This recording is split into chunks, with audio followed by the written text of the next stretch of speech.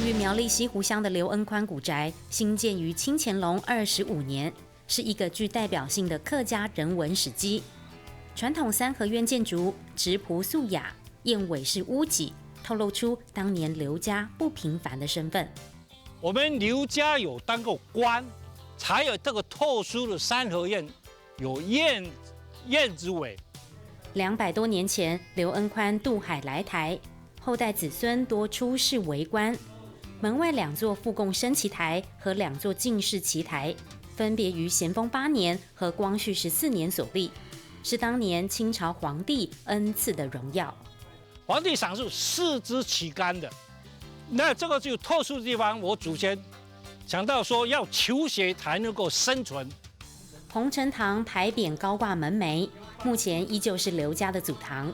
虽然是私人民宅，依然欢迎大家前来参访。我们刘家古宅，很多人都会来玩。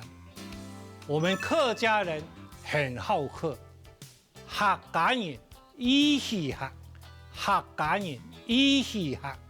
正厅上方悬挂的匾额和2侧对联，清楚说明刘家的传世家训。我们的传统就是说，大家要合作，要尊敬长辈，对朋友要有功。古代显示身份牌场的4面功名执事牌，完好保存在神龛之间。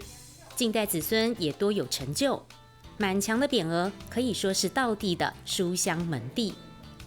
刘恩宽古宅不只是一栋历史建筑，这里更多了一份源远流长的优良家风。上课喽！客家人一起学，客家人一起学，客家人一起学。